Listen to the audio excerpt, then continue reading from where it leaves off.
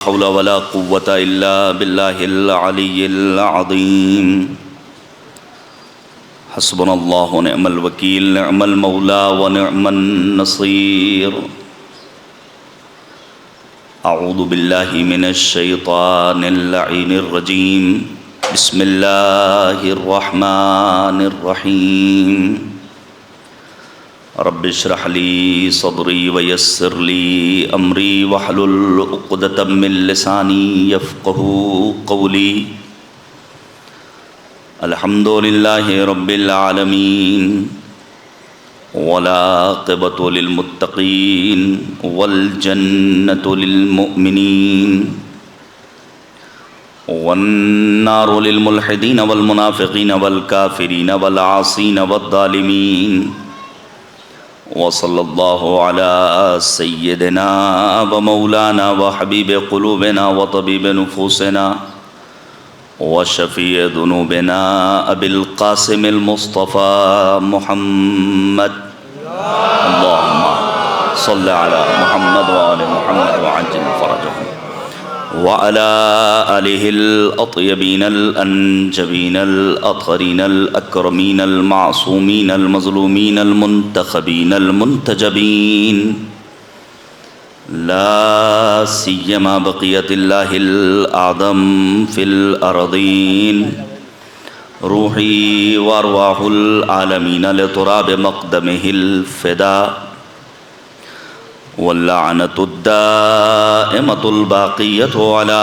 أعدائهم أجمعين من الآن إلى قيام يوم الدين آمين يا رب العالمين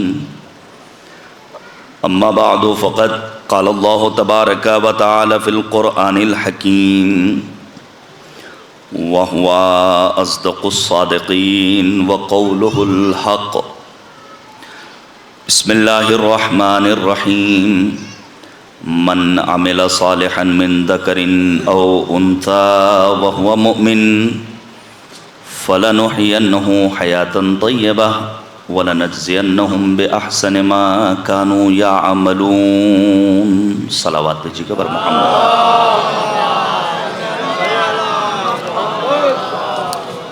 حضرات، سب سے پہلے تو جناب محمد حسن عرف سونو صاحب جو مریض ہیں ان کی شفایابی کے لیے ایک مل جل کر صلوات بھیجیے گا پر محمد وآل محمد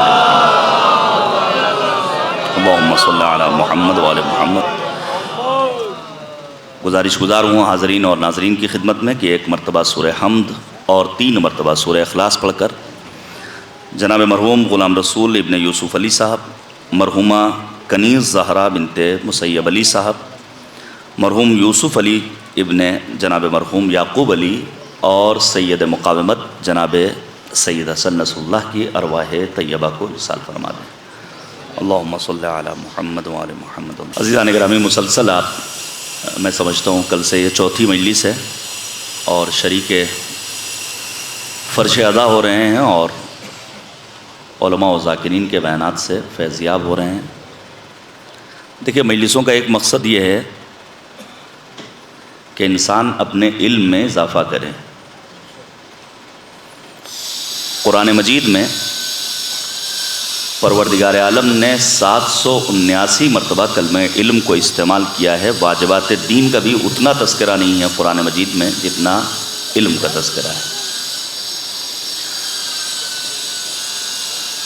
ظاہر علم ڈگریوں کا نام نہیں ہے، علم لباس کا محتاج نہیں ہوتا ہے۔ علم یعنی بصیرت، علم یعنی شناخت، علم یعنی معرفت، علم یعنی بروقت صحیح فیصلہ کرنے کا ہنر اپنے وجود میں پیدا کر لینا۔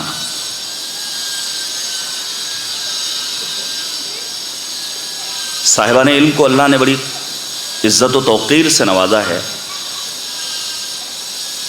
حتیٰ روایات میں ملتا ہے کہ اگر ایک عالم کے قلم کی روشنائی اور شہید کے خون کے قطرے کو تولا جائے تو عالم کے قلم کی روشنائی وزنی ہوگی بنسبت ایک شہید کے خون کے قطرے کے۔ جبکہ شہید کون ہوتا ہے؟ جس کے لیے پروردگار نے قرآن مجید نے زبان پر بھی بندش لگائی ہے، وَلَا تَقُولُوا، خبردار مردہ نہ کہنا، اور ذہن انسانی پر بھی باؤنڈیشن لگایا ہے کبھی انہیں مردہ گمان نہ کرنا۔ عالم کا مقام و مرتبہ یہ ہے کہ ایک روایت پیش کروں گا، بات کو آگے بڑھا دوں گا، کہ ہمارے اور آپ کے 10ویں امام حضرت امام علی نقی علیہ السلام، اللہم صلی علی محمد وعلی محمد، ایک اور صلوات دیجیے گا بر محمد وعلی محمد، اللہم صلی علی محمد وعلی محمد وعجل فرجہ۔ امام نقی علیہ السلام تشریف فرما ہیں۔ روایت کہتی ہے کہ ایک عالم جو مولا کا چاہنے والا تھا، مناظرہ کر کے امام علی مقام کی خدمت میں پہنچا ہے اور مناظرے میں کامیابی حاصل کر کے آیا ہے۔ امام علی نقی اپنی بزم سے اٹھے، اس آنے والے کامیاب مبلغ کو اپنی مسند کے پاس لا کر بٹھالا۔ ظاہر ہے کچھ خونی رشتہ دار امام کے وہاں تشریف فرما ہیں، کچھ اصحاب ہیں، کچھ شاگرد ہیں، جو اعزاء اور اقربا میں شمار ہوتے تھے، انہیں امام علی مقام کا یہ عمل پسند نہیں آیا، اور ان رشتہ داروں نے احتجاجاً امام کی خدمت میں یہ بات عرض کی کہ مولا، ہم آپ کے رشتہ دار ہیں، ہمیں آپ نے اپنے آپ سے دور رکھا ہے، جبکہ ایک آنے والے انسان کو اپنے بالکل قریب بٹھالا ہے۔ تو جانے قربان، امام علی نقی فرماتے ہیں کہ ہمارا یہ عمل خود اپنی ذات کے سبب نہیں ہے، یہ ہمارا اپنا فیصلہ نہیں ہے۔ کیا تم نے قرآن مجید کو نہیں پڑھا کہ پروردگار عالم نے اعلان کیا، هل يستوي الذين يعلمون والذين لا يعلمون، عالم و جاہل کبھی برابر نہیں ہو سکتے ہیں۔ کیا تم نے قرآن مجید کو نہیں پڑھا جہاں اعلان قدرت ہے، يرفع الله الذين آمنوا منكم والذين اوتوا العلم درجات، جو صاحبان علم ہیں پروردگار ان کے مقام و مرتبے کو بلند کرتا ہے۔ یہ ایک عالم کی شان ہوا کرتی ہے۔ ایک بات اور سن لیجئے، موجودہ دور میں میں صرف کہہ کر گزر جاؤں گا، سمجھنا آپ کا کام ہے، اور برا بھی مت مانیے گا۔ ہرگز مقصد یہ نہیں ہے کہ مجلسوں کی تعداد میں کمی ہو، میں ہرگز نہیں چاہوں گا کہ مجلسوں کی تعداد میں کوئی، مثلا آپ مجھ سے ہی کہیں گے کہ مولانا شام میں ایک مجلس اور پڑھ دیجئے، تو میں تیار ہو جاؤں گا۔ کسی بھی مولوی سے آپ کہیے گا، اگر وہ خطابت کرتا ہے تو وہ دوسری مجلس کا وعدہ فوراً قبول کر لے گا، لیکن کبھی سوچنا چاہیے کہ واقعی معنی میں حزب اللہ کے جوان لبنان کی سرزمین پر سال بھر میں کتنی مجلسیں کرتے ہیں، اور ہمارے اپنے سماج میں مجلسوں کی تعداد کتنی ہے۔ وہ محدود مجلسیں کرنے والے جوان جنہوں نے اپنے آپ کو کربلائی بنایا، تو آج محاذ جنگ پر باطل صہیونی افواج سے نبرد آزمائی کر رہے ہیں، اور دنیا بشریت میں شیعت کا پرچم سربلند کر رہے ہیں، چونکہ روح دین ان مجلسوں کے ذریعے ان تک منتقل ہوئی ہے۔ جب مجلسیں زیادہ ہوں گی تو مولوی صاحبان کی رفت و آمد آپ کے علاقے میں بڑھے گی۔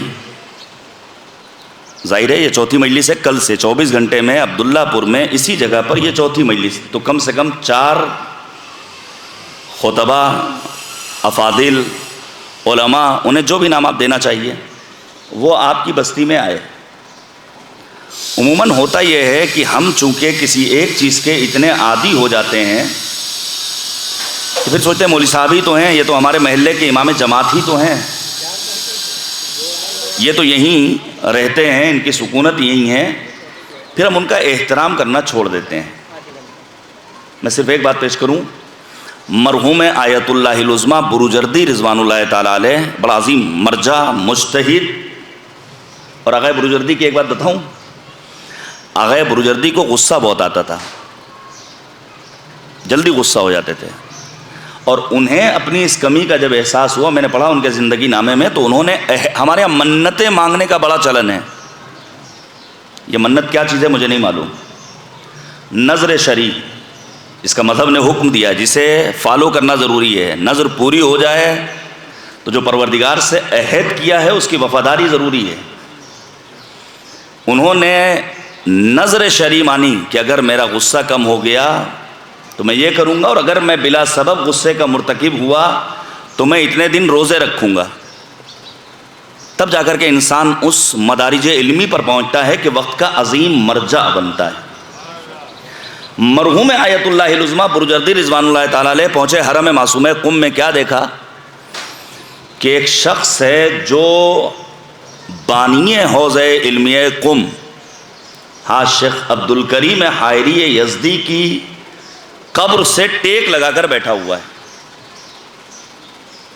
آغا برجردی نے اپنے غصے کا اظہار کیا ہے. یہ کس کی قبر پہ تم نے ٹیک لگا رکھا ہے؟ یہ وہ ہے جس نے حوض علم قم کا سنگ بنیاد رکھا، یہ فاؤنڈر ہے. ان علماء کی محنتوں اور زحمتوں کے نتیجے میں دین آج ہم تک پہنچا ہے. لہذا میں گزارش کروں گا صاحبان علم کی توقیر میں کوئی کمی مت ہونے دیجیے گا.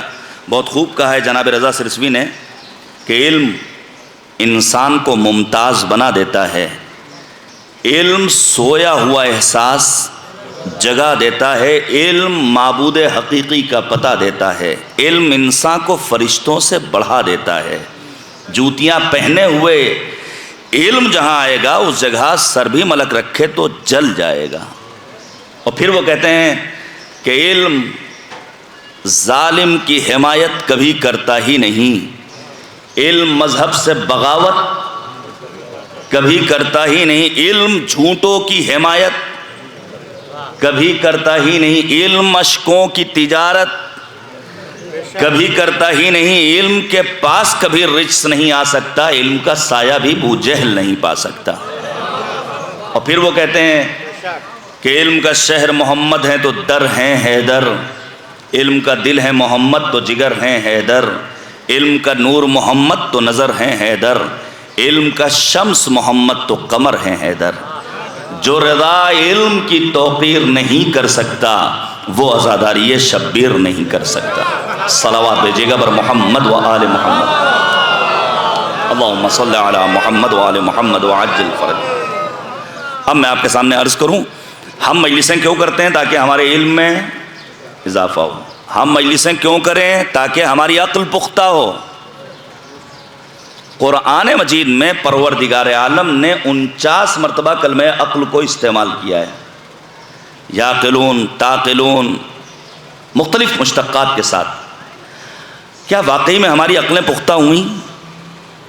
اگر ہماری عقلیں پختہ ہو چکی ہوتی تو کبھی بھی ہم یہاں سے بیٹھ کر کے سپریم لیڈر، ولی فقیہ، نمائندہ سرکار حجت آیت اللہ العظمیٰ سید علی خامنی کو خطاب کر کے ہے نا کہتے کہ ایران کو اٹیک کر دینا چاہیے، میزائلیں 180 کیوں داغیں اور داغ دینا چاہیے تھا.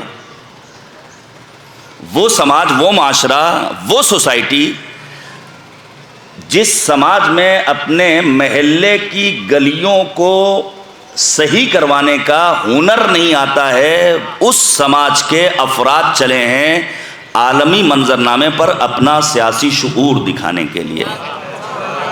جبکہ وہ انسان باطل قوتوں سے نبردآزما ہے. معمولی بات نہیں ہے، موضوع نہیں ہے، وگرنہ میں مفصل بیان کرتا آپ کے سامنے کہ یہ دور جس میں ہم اور آپ سانسیں لے رہے ہیں یہ طلائی دور ہے.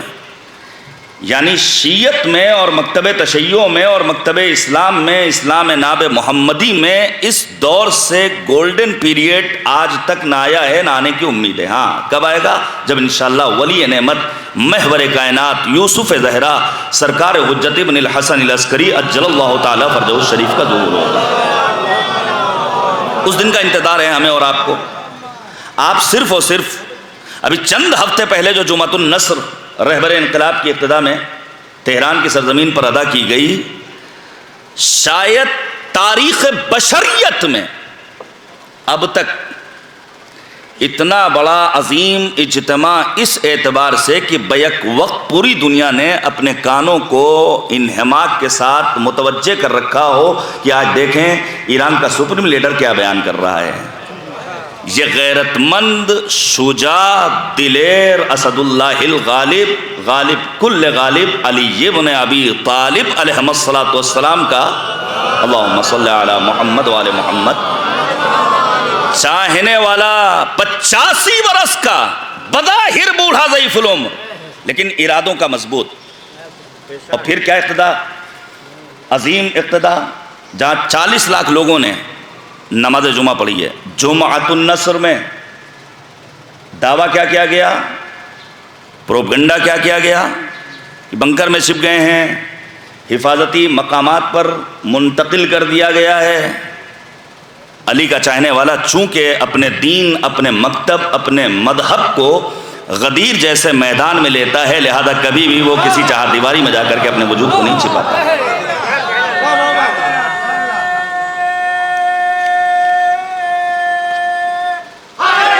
یا علی. عزیزان گرامی، آپ توجہ کیجئے گا، اس موضوع پر مجھے بہت دیر تک نہیں بولنا ہے، لیکن اپنی عقلوں کو ہمیں اور آپ کو پختہ کرنا ہے. تھوڑا سا عالمی منظرنامے پر ہماری توجہ ہونی چاہیے. ہمارے ہاں واقعی میں سیاسی شعور نہیں ہے، مانیے اس بات کو. جبکہ مجلسوں کا ایک مقصد کیا ہے کہ سیاسی بصیرت میں اضافہ ہو. سن لیجیے، عارف صاحب جواں سال شاعر جناب وسیم امروی کے مسدس کا ایک بند جو بڑا خوبصورت ہے، بڑا دلاویز ہے، وہ کہتے ہیں: کرے گا فاش حکومت کا راز فرش ادا، رہے گا ہم سفر جانماز فرش ادا، بنا ہے روز شہادت کا ناز فرش ادا، کہ شاہیوں سے رہا بے نیاز فرش ادا. مقام صبت پیمبر بتا دیا اس نے، بڑے بڑوں کو زمین پر بٹھا دیا اس نے. یہ سیاسی بصیرت ہمیں اپنے وجود میں پیدا ہے. اب آپ سوچئے، رہبر انقلاب، اچھا صرف میں نے چونکہ شاہد بھائی آ گئے ہیں، حوض علم قم میں تعلیم حاصل کرنے کے دوران ہم جیسوں نے بارہا رہبر کی اقتداء میں نماز پڑھی. عموماً رہبر انقلاب نماز جمعہ پڑھانے کے بعد چلے آتے تھے اور نماز عصر جو موقت امام جمعہ ہوتا تھا وہ پڑھاتا تھا. لیکن یہ جمعۃ النصر کا کمال تھا کہ جہاں رہبر انقلاب نے 85 برس کی عمر میں سید مقاومت کی جمعے کے روز ہونے والی مجلس ترحیم میں شرکت کی، اطمینان کے ساتھ قرآن خوانی میں حصہ لیا، مداحی سنی، مصائب سنے، عظیم الشان خطبہ جمعہ 2 زبانوں میں، فارسی زبان میں بھی، عربی زبان میں بھی. اور پھر جو اس میں سب سے قیمتی جملہ مجھے نظر آیا وہ کیا ہے کہ ہمیں کوئی جلدی نہیں ہے. اگر انہیں جلدی ہے تو میں جملے کو مزید آگے بڑھا کر کے شیرینی پیدا کر دوں کہ اگر ان بدبختوں کو جنہیں انسان کہتے ہوئے شرم محسوس ہوتی ہے امیر المؤمنین کے فرمان کی روشنی میں، چونکہ مولا نے فرمایا الصورت صورت انسان والقلب قلب حیوان، دیکھنے میں انسان ہے وگرنہ جانور ہے، بلکہ جانوروں سے بدتر ہیں. آپ سوچئے، رات کے 2:30 بجے ایران کی سرزمین پر انہوں نے میزائلیں اپنی داغی، ڈرون حملہ کیا، سب پھوس ہو گئے. اس کا مطلب یہ ہوا کہ اس نتنیاہو جیسے خبیث بدبخت خونخوار درندے کے پاس اتنی جرأت نہیں ہے کہ وہ مردوں سے مقابلہ کرے. اس کا ٹارگٹ یا غزہ کے کمسن بچے ہیں یا پھر مسلمان خواتین ہیں. شہادت ہماری عظیم میراث ہے. 40 لاکھ افراد نے شرکت کی. رہبر انقلاب نے کہا ہمیں جلدی نہیں ہے. میں بات کو مزید شیرینی پیدا کر کے پیش کرنا چاہتا ہوں کہ آپ سوچئے، جناب سید حسن نصر اللہ پر ہمارا لاکھوں سلام، جنہوں نے حزب اللہ کے جوانوں کے ذریعے 60 کلومیٹر کی رینج خالی کرائی صہیونیوں سے. اگر واقعی میں جرأت ہے، یہ چوہے بلی کا کھیل جو چل رہا ہے، بائیڈن کے پاس جانا واپس آ جانا، 99 ڈاکٹرز نے امریکہ کے خط لکھا ہے بائیڈن کے نام، کملا ہیرس کے نام. 1.25 لاکھ بے گناہ مارے جا چکے ہیں. اسی سردی کے موسم میں مزید جانوں کو خطرہ لاحق ہے. پینے کا پانی نہیں ہے، خورد و نوش کی اشیاء موجود نہیں ہیں، ابتدائی طبی سہولیات موجود نہیں ہیں. لیکن آپ سوچئے 60 کلومیٹر کی رینج جو حزب اللہ کے جوانوں نے خالی کرائی، اگر واقعی معنی میں اتنے دم ہے تو میں یہاں سے کہہ رہا ہوں کہ کسی ایک صہیونی کو اس رینج میں واپس لا کر دکھاؤ. یہ تمہارا واپس نہ لانا اس بات کی دلیل ہے حزب اللہ یقیناً آئندہ مستقبل قریب میں کامیابی حاصل کرنے والا ہے. بس پیش کر دوں ڈاکٹر پیام اعظمی کے یہ اشعار کے سلام قوم کے احساس حق پسندی کو، سلام گردش طوفاں میں ناکہ بندی کو، سلام عزم خمینی کی فتح مندی کو، سلام پرچم ایران کی بلندی کو، بتا دیا کہ ذویل احترام ہیں ہم لوگ، بتا دیا کہ علی کے غلام ہیں ہم لوگ۔ پوری دنیا میں اس وقت شیعت کا پرچم سربلند ہے، اور انشاءاللہ یہ پرچم سربلند رہے گا، اور وہ دن دور نہیں جب قدس آزاد ہوگا اور خود دنیا بھر کے تمام مسلمان بیت المقدس میں جا کر کے سکون و اطمینان کے ساتھ نماز پڑھیں گے انشاءاللہ العزیز۔ ظالم و غاصب اسرائیل کی نابودی کے لیے، مظلومین فلسطین و غزہ و لبنان کی فتح و ظفر اور کامیابی و کامرانی کے لیے ایک باواد بلند نعرہ صلوات، صلی علی محمد و آل محمد وعجل فرج۔ اب میں بہت ساری باتوں کو چھوڑ رہا ہوں۔ مجلسوں کا ایک مقصد یہ بھی ہونا چاہیے کہ ہم اپنے دشمنوں کو پہچان سکیں۔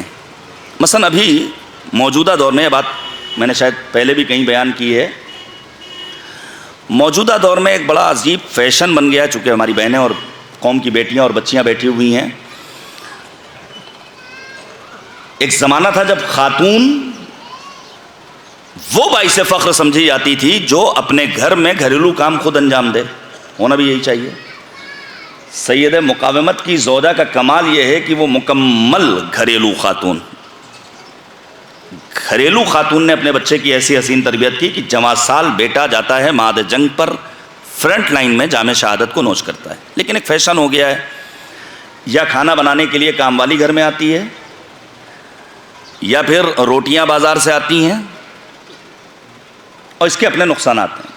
اور اب تو چونکہ لوگوں کی جیبوں میں پیسہ ہو گیا ہے، اور پیسوں کی نمائش خود اپنے آپ میں ایک ہنر ہے، چونکہ ہمیں دوسروں کے سامنے ظاہر کرنا ہے کہ ہم بہت بڑے مالدار ہیں، لہذا کہیں نہ کہیں سے ہم کیا چاہتے ہیں کہ آن لائن کچھ منگا لیا جائے۔ آپ لاکھ نمازیں پڑھتے رہیے، لاکھ بندگی پروردگار کرتے رہیے، لیکن جب تک غذا ہماری پاک و پاکیزہ اور طیب و طاہر نہیں ہوگی، اس عبادت و بندگی کا کوئی فائدہ پہنچنے والا۔ پیش کر دوں آپ کے سامنے، قاسم بھائی سن لیجئے۔ پیغمبر خاتم نبی آدم نے کیا بیان فرمایا کہ ہمارے شیعوں کی مثال شہد کی مکھی جیسی ہے۔ کبھی آپ نے سوچا؟ شہد کی مکھی جیسی۔ روایت کہتی ہے کہ شہد کی مکھیوں کا ایک گروہ آتا ہے نبی آدم کے پاس، اور آنے کے بعد کہتا ہے یا رسول اللہ، ہم نے شہر کے باہر شہد بنا رکھا ہے، شہد ہمارے گھروں میں ہونا چاہیے، سرکہ ہمارے گھروں میں ہونا چاہیے، گڑ ہمارے گھروں میں ہونا چاہیے، دیسی گھی ہمارے گھروں میں ہونا چاہیے، البتہ ملاوٹ والا نہیں، پیور، ایک نمبر کا، جائز، حلال، طیب و طاہر۔ یہ چیزیں ہمارے ہاں دسترخوان پر ہونی چاہیے۔ پیغمبر کو شہد پسند تھا۔ شہد میں 3000 وٹامن، اور جو شوگر ہم اور آپ استعمال کر رہے ہیں اس میں کتنے طرح کے کیمیکل، اور پھر جواں سال انسان کی ہارٹ اٹیک سے موت، اور نہ جانے کتنے امراض۔ میڈیکل کے ماہرین اس سلسلے میں آ کر کے کاش گفتگو کریں، اور کاش ہمارے ہاں، بہت معذرت کے ساتھ یہ جسارت کر رہا ہوں، پیشخانی کا سلسلہ تھوڑا سا کم ہو جائے، اور کوئی ایک ڈاکٹر آ کر کے طبی اصول مجلسوں کے ذریعے بیان کرنا شروع کر دیں، تو میں سمجھتا ہوں سماج سے جسمانی امراض ختم ہونے میں نہایت اہم کردار ادا کریں گے ہمارے ڈاکٹرز۔ بہرحال کہیں نہ کہیں پہل ہونی چاہیے۔ ڈاکٹرز موجود ہیں ہمارے اپنے شہر میں، اکبر پور میں، امبیڈکر نگر میں، یہاں کے ڈاکٹر ہندوستان بھر میں، شہر لکھنؤ میں، مختلف شہروں میں موجود ہیں، ہونا چاہیے تھوڑا سا۔ نبی آدم سے آنے کے بعد شہد کی مکھیوں نے کیا کہا؟ یا رسول اللہ، ہم نے شہر کے باہر شہد بنا رکھا ہے، کسی کو بھیج دیجئے تاکہ وہ شہد آپ تک پہنچ جائے۔ نبی کو پسند تھا شہد۔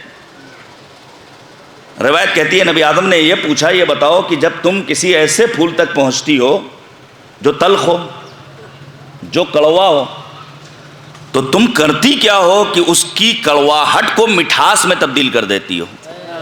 دیکھیے روایت سن لیجئے، المومن حلو، مومن میٹھا ہوتا ہے، یحب الحلاوہ، مومن مٹھاس پسند کرتا ہے، مومن کڑوا نہیں ہوتا، مومن بد ذائقہ نہیں ہوتا، مومن میٹھا ہوتا ہے۔ مومن جب بات کرتا ہے ماں باپ کے سامنے تو قرآن کہتا ہے قل لہما قولا کریما، کریمانہ لب و لہجے میں بات کرتا ہے۔ مومن جب اپنی زوجہ سے بات کرتا ہے تو کہتا ہے انی احبک، میں تم سے پیار کرتا ہوں۔ مومن جب اپنے بچوں سے بات کرتا ہے تو کہتا ہے نور نظر میوے دل خنکیے چشم راحت جاں. مومن جب ظالموں سے بات کرتا ہے تو ٹھوس بات کرتا ہے، ہلکی پھلکی بات نہیں کرتا، آنکھوں میں آنکھیں ڈال کر بات کرتا ہے. اور مومن جب مردوں سے گفتگو کرتا ہے تو کہتا ہے نحنو انشاءاللہ بکم لاحقون، ان قریب ہم بھی تم سے ملحق ہونے والے ہیں. نبی نے جیسے ہی سوال کیا کہ اس کی کڑواہٹ کو مٹھاس میں کیسے تبدیل کرتی ہو، تو شہد کی مکھیوں کا جواب سنیے گا تاکہ یہ بات آپ تک پہنچ جائے، پھر کسی ناظم کسی شاعر کسی خطیب کو کہنا نہ پڑے بآواز بلند، کہنا نہ پڑے. شہد کی مکھیوں کا بڑا خوبصورت جواب دیتی ہیں یا رسول اللہ جب ہم کسی کڑوے پھول تک پہنچتے ہیں تو ہم آپ پر اور آپ کی آل پاک پر بلند آواز سے صلوات بھیجتے ہیں، اللہم صلی علی محمد و آل محمد. وہ تلخی شیرینی میں تبدیل ہو جاتی ہے. اسی لیے پیغمبر نے فرمایا ارفعوا اصواتکم عند الصلاۃ علیہ، جب کبھی مجھ پر تحفہ سلام روانہ کرنا چاہو تو اپنی آوازوں کو رہا کر دو اور بلند آواز سے عظمت محمد اور آل محمد پر تحفہ سلام تحفہ صلوات روانہ کیا کرو. اللہم صلی علی محمد و آل محمد وعجل فرج. سن لیجئے بات آ گئی ہے تو بیان کر دوں. دیکھیے شہد کی مکھیوں کی چند خوبیاں ہیں، اسی لیے پیغمبر نے تشبیہ دی ہے. پہلی خوبی کیا ہے؟ شہد کی مکھی ہمیشہ طیب و طاہر جگہوں پر آپ کو نظر آئے گی. کوڑے کے ڈھیر پر شہد کی مکھیاں نظر نہیں آئیں گی، کسی غلیظ جگہ پر شہد کی مکھیاں نظر نہیں آئیں گی، بلکہ شہد کی مکھیاں ہمیشہ طیب و طاہر جگہ پر. مومن کی مثال شہد کی مکھی جیسی. جب ایک شہد کی مکھی کبھی کسی غلط جگہ پر جا کر نہیں بیٹھتی ہے تو ایک بندہ مومن کسی غلط جگہ پر جا کر کیسے بیٹھ سکتا ہے؟ جب ایک شہد کی مکھی، اسی لیے معصوم نے فرمایا اتقوا مواضع التہم، تہمتوں کی جگہوں سے اپنے آپ کو محفوظ رکھو. لیکن اگر فرض کیجئے آپ نے مولوی حیدر عباس سلموں کو کسی ایسی جگہ دیکھ لیا جہاں مثال کے طور پر مذہب یہ نہیں کہتا کہ آپ فوراً شور کرنا شروع کر دیے کہ حیدر عباس میاں بھی شوقیہ، مذہب تاکید کرتا ہے کہ اپنے مومن بھائی کے بارے میں 70 تعویلیں کرو. ہو سکتا ہے ہدایت کے لیے گیا ہو سکتا ہے ایڈریس پوچھنے گیا ہو سکتا ہے امانت واپس کرنے گیا ہو سکتا ہے امانت لینے گیا، نہ جانے کتنی تعویلوں، 70 تعویلیں کر لینے کے بعد سنیے گا میرے عزیزو، تاکہ ہم اور آپ جو تہمتوں کا بازار گرم کیے ہوئے ہیں پیش کروں آپ کے سامنے. سن لیجئے جہنم کے کتنے دروازے ہیں؟ جلدی سے کوئی نوجوان بتا دے، انعام دوں گا. جنت کے کتنے دروازے ہیں؟ 8 دروازے ہیں. بزرگ ہیں آپ قاسم بھائی، آپ بزرگ ہیں. صلوات بھیجیے پر محمد و آل محمد، اللہم صلی علی محمد و آل محمد. جہنم کے 8 دروازے، ہر دروازے پر 4 عبارتیں لکھی ہوئی ہیں. تو 8 چوک 32 مجلسیں درکار ہیں ان 32 عبارتوں کی تشریح کے لیے. جہنم کے کتنے دروازے ہیں؟ 7. ہر دروازے پر 3 عبارتیں لکھی ہوئی ہیں. 7 تریک 21 اور 32 53، یعنی 53 مجلسوں میں کوئی ایک مولوی صاحب آپ کے سامنے ان عبارتوں کی وضاحت کر سکتا ہے. جو جہنم کا گیٹ نمبر 4 ہے اس کے اوپر جو 3 عبارتیں ہیں، میں صرف اشارہ کر کے بڑھ جاؤں چونکہ وقت واقعی میں کم ہوتا ہے، باتیں بہت ساری ہیں. اس میں ایک عبارت کیا ہے؟ اضل اللہ من اہان الاسلام، خدا ایسے انسان کو ذلیل و رسوا کرنے والا ہے جس نے اسلام کی توہین کی. اسلام کی توہین کا مطلب کیا ہے؟ مذہب کہتا ہے چہرے پر داڑھی رکھو لیکن داڑھی غائب ہے، یہ اسلام کی توہین ہے. زینت الرجال، مردوں کی زینت لیکن غائب ہے. مذہب کہتا ہے کہ ایک خاتون مکمل حیا حجاب اور عفت کے ساتھ اپنے گھر سے باہر نکلے، لیکن خاتون فیشن زدگی کا شکار ہو کر کے بے حجاب گھر سے باہر نکلے، گویا اسلام کی توہین ہے. پیش کروں آپ کے سامنے کہ کبھی کبھی ہم جیسے مولویوں کے پاس بھی لوگ آتے ہیں اور آنے کے بعد مثلا مولوی صاحب یہ پانی ہے ذرا سا دعا پڑھ دیجئے پھونک دیجئے. البتہ ہم جیسوں کے پاس کم آتے ہیں، حیدر عباس جیسے لوگوں کے پاس کم آتے ہیں، چونکہ یہ ایک الگ فیلڈ ہے، یہ ایک الگ فیلڈ ہے، اور ان کی اپنی ایک اچھی خاصی انکم اور آمدنی، ان کو ماننے والے زیادہ، ان کے فالوورز زیادہ۔ اللہ قوم کے محفوظ رکھے۔ سورہ مبارکہ جن کی آیت نمبر 6 کو جا کر پڑھ لیجئے گا، آیت نمبر 6 کو، جہاں پروردگار اعلان کرتا ہے کچھ بندے ایسے ہیں جو اپنے مشکلات کے حل کے لیے جنوں کا سہارا لیتے ہیں۔ یہ توہین ہے انسان کی۔ اشرف موجودات، افضل مخلوقات انسان کس سے مدد مانگ رہا ہے؟ ہاں، تو یہ جو بابا لوگ بیٹھے ہوئے ہیں جن کے لیے سرکار علامہ جوادی علی اللہ مقامہ کہا کرتے تھے کہ اگر یہ اتنے ہی اچھے ہوتے اور تقدیر ساز ہوتے تو کبھی بھی نالی کے کنارے بیٹھ کر کے دوسروں کا مقدر سنوارنے کی کوشش نہ کرتے، پہلے اپنی تقدیر۔ یہ علامہ جوادی علی اللہ مقامہ کا جملہ۔ عزیزان گرامی، آپ توجہ کیجئے گا، آنے والا ہے بارگاہ پیغمبر میں، یا رسول اللہ جب ہم مریض ہوتے ہیں تو کبھی کسی کاہن، کسی بابا، کسی پیر، کسی مرشد کے پاس جاتے ہیں، کیا جانا صحیح ہے؟ کبھی شفا ملتی ہے، کبھی نہیں ملتی ہے۔ پیغمبر نے کہا ہرگز، خبردار، اپنے قدم ان کی جانب آگے مت بڑھانا۔ تو جب ہم جیسوں کے پاس، صاحبان دین کے پاس، محلے کے امام جمعہ و جماعت کے پاس لوگ آتے ہیں بعنوان تبرک کچھ حاصل کرنے کے لیے، تو رہبر انقلاب، آپ نے دیکھا ہوگا اکثر ویڈیو کلپ میں کہ کبھی کوئی آتا ہے انگوٹھی مانگتا ہے، اور اس انگوٹھی کی بڑی قیمت ہے۔ میں گزارش کروں گا اپنے نوجوانوں سے، اپنے جوانوں سے، بے جان دھاگوں کو چھوڑیے۔ مذہب نے یہ نہیں کہا ہے کہ یہ بے جان دھاگے ایک مومن کی علامت ہیں، بلکہ امام عسکری نے کیا فرمایا؟ علامات المؤمن خمس، مومن کی 5 علامتیں: 51 رکعت نماز، خاک پر سجدہ، الجہر بسم اللہ الرحمن الرحیم، بلند آواز سے بسم اللہ، زیارت الاربعین۔ اس میں ایک علامت کیا ہے؟ التختم بالیمین، داہنے ہاتھ میں انگوٹھی۔ کبھی آپ نے سوچا کہ آخر امام عسکری نے داہنے ہاتھ میں انگوٹھی پہننے کو دین کی علامت کیوں قرار دیا؟ کبھی سوچا آپ نے؟ کبھی تو اس بارے میں کسی مولوی صاحب سے سنا ہوگا۔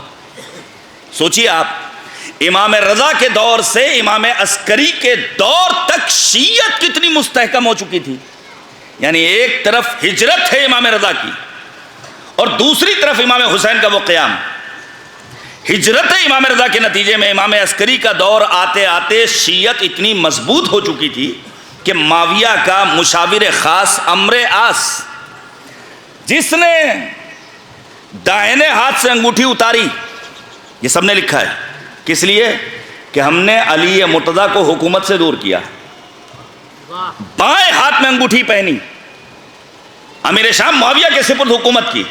لیکن کیا کہنا امام عسکری کا، جنہوں نے کیا ہدایت کا انتظام کیا۔ مولا فرماتے ہیں کہ اپنے داہنے ہاتھ میں انگوٹھی پہنو اور ببانگ دوحل اعلان کرو، ہمارا تعلق امیر کائنات، امیر المؤمنین، یعصوب الدین، امام العارفین، سید الزاہدین، مولا الموحدین، حضرت علی بن ابی طالب علیہ الصلوۃ والسلام سے ہے۔ اللہم صلی علی محمد وعلی محمد۔ تو کبھی لوگ رہبر انقلاب سے انگوٹھی مانگتے ہیں، کبھی ان کے گلے میں ایک انگوچھا پڑا ہوتا ہے جسے فارسی زبان میں چفیہ کہتے ہیں، خانے خانے سے بنے ہوئے۔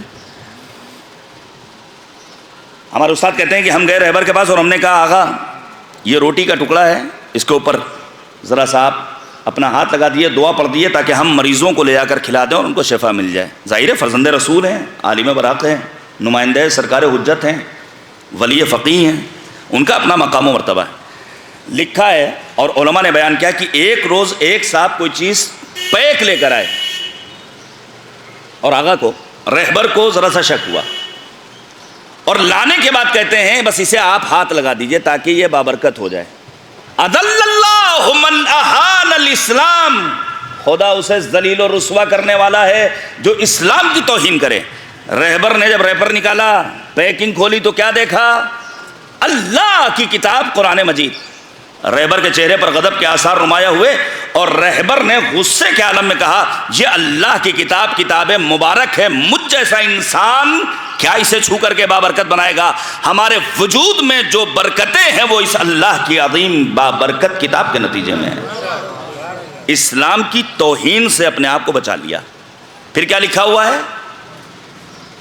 پروردگار عالم نے جہنم کے گیٹ نمبر 4 پر جو دوسری عبارت لکھ رکھی ہے وہ کیا لکھی ہے؟ اضل اللہ من اہان اہل البیت، خدا اسے ذلیل کرے جو اہل بیت کو کی توہین کرنے والا ہو۔